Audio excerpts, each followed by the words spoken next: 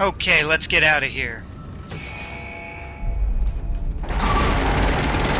Decontamination cycle activated.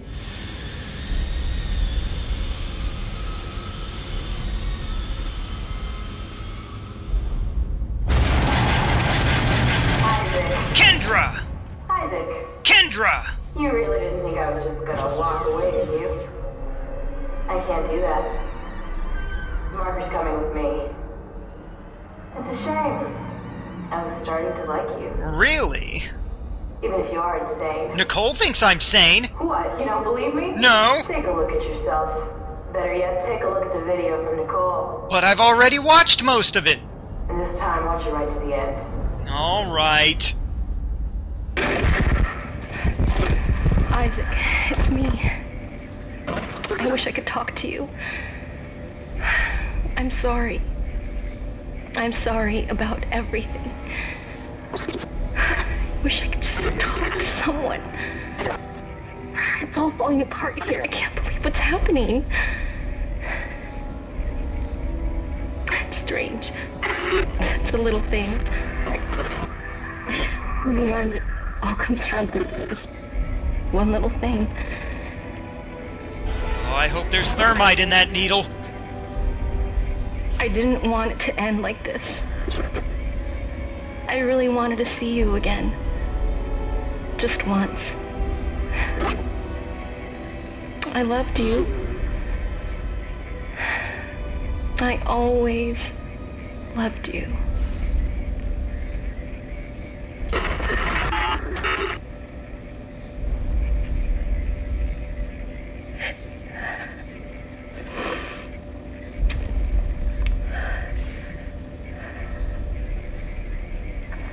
Oh, she's been dead this whole time. How embarrassing. Maybe Kendra's available. See? You're insane. Just like Kai, just like the captain. Nicole has been dead this whole time. Whatever you were seeing was caused by that. You are its pawn. But don't worry. It will be in good hands now. Far away from this damn place. Goodbye, Isaac. Fine, be that way. I love to see you go. And I love to watch you leave, too. Hey, how did she get the loader to move on its own?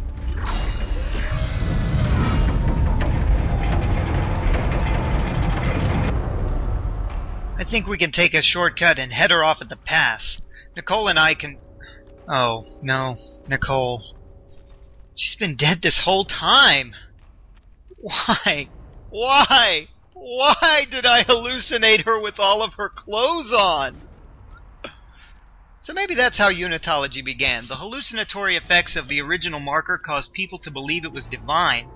Aside from mad scientists, that's the other cliché in survival horror video games. Religion. Probably more common than mad science. Most survival horror games have some non-monster characters, and most of them worsen the problem willingly, for religious reasons. Chances are the main cause of the problem has been identified by someone in the game as a representation of their god, and so they're going to do what they can to stop you from fighting it. I'm not sure if this is because video game designers have something against religion, or if it's because there are not a lot of ways to explain why hundreds of sentient bad guys capable of reason would fight you to the death. There's an excuse for monsters. Monsters attack you because they view you as a verminous species that needs to be exterminated to make the present habitat livable for themselves. Simple as that. But people need an ideological excuse to kill their own kind. Few things other than religion are known to popularize such ideologies.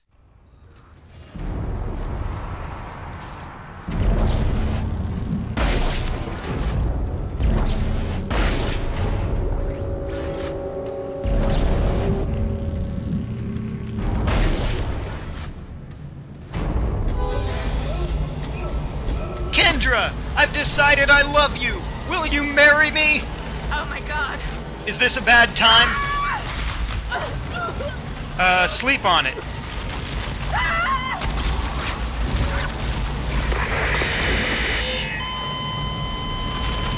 And And of course, we won't be able to get out of here without fighting the hive mind.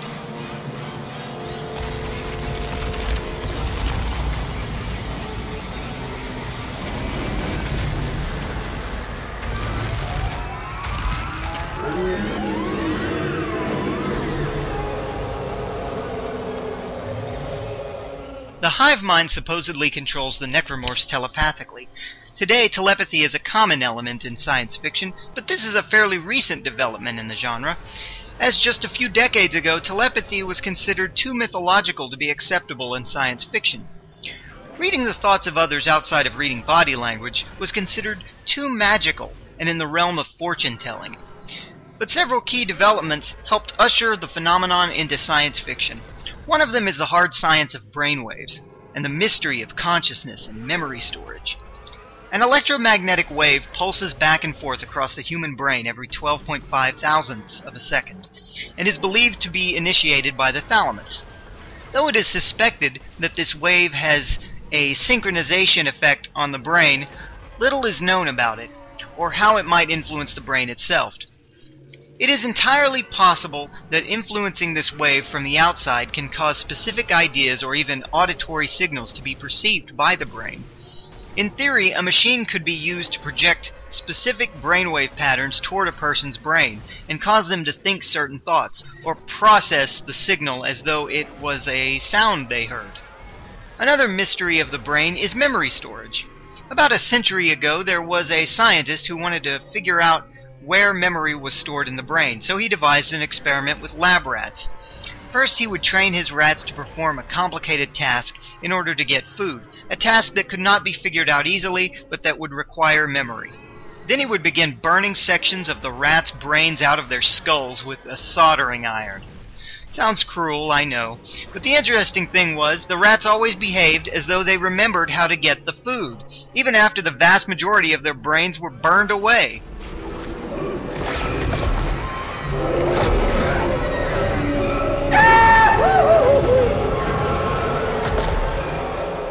The rats did lose basic motor skill abilities, which caused them to have to struggle harder on a physical level to complete the task, but they always seemed to know what they had to do to get the food. This, coupled with other experiences, led some people to speculate that the brain doesn't store memories in a physical location, but perhaps as interference patterns on an energy wave.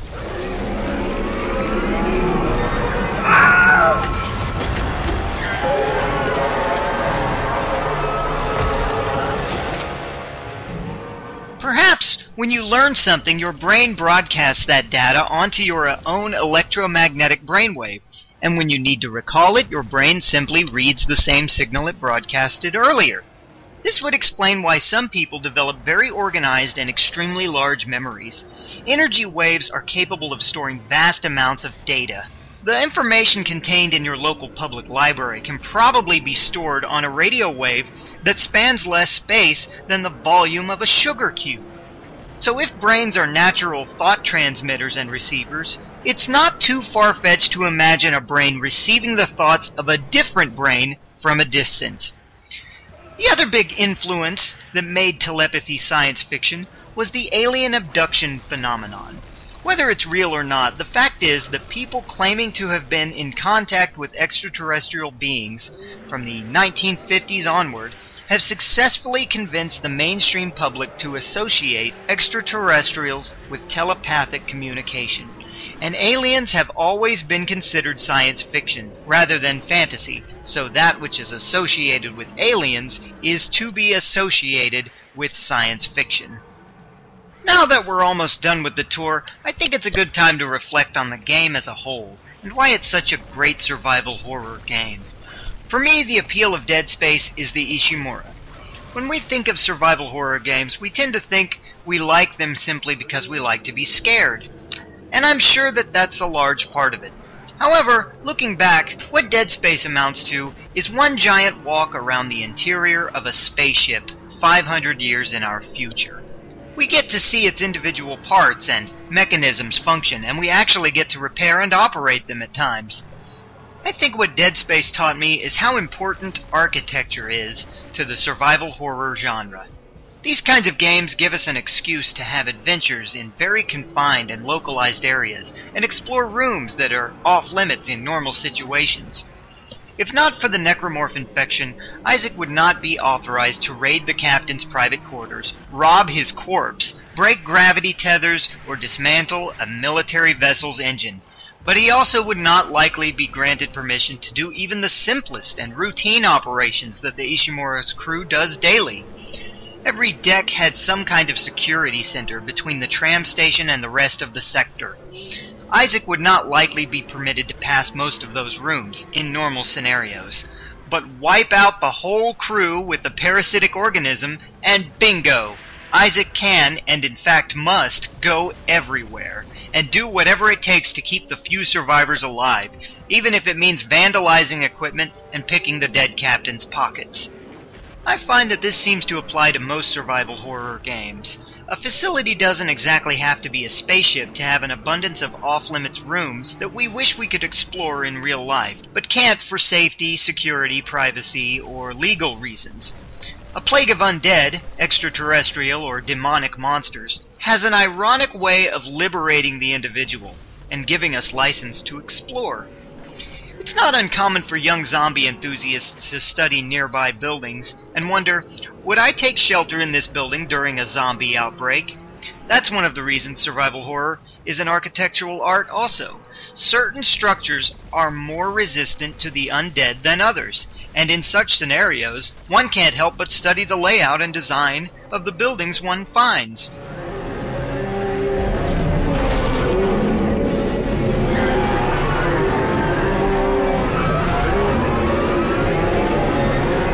Hey Hive Mind, I have a message for you to send to all of your necromorph drones. Tell them not to mess with an engineer.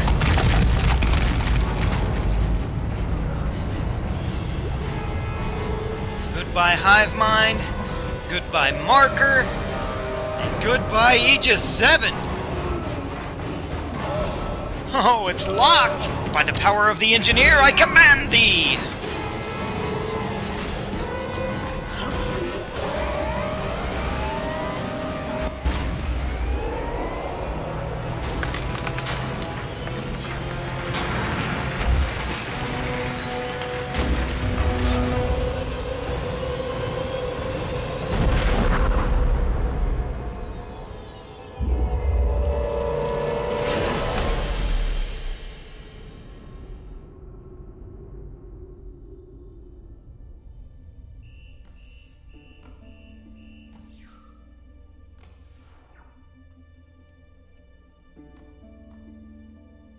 As Isaac flew the shuttle away from the remnants of Aegis 7, he thought of the people he'd lost along the way.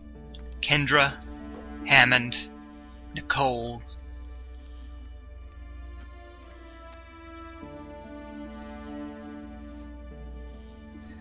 Oh, Nicole. Isaac, it's me. It was time to move on, but still he wondered. Can I forget Nicole, or will she haunt me?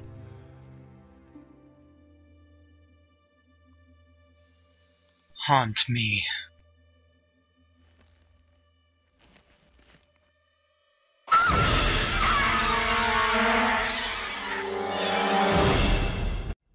Well, that concludes this tour of Dead Space.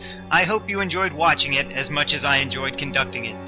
I believe I forgot to pick up a few unnecessary items. I left a box and a cabinet unopened in Chapter 2. I forgot to walk around a corner and pick up some ammunition in Chapter 6. And there was a door I forgot to open in Chapter 9, but all were only minor supply items.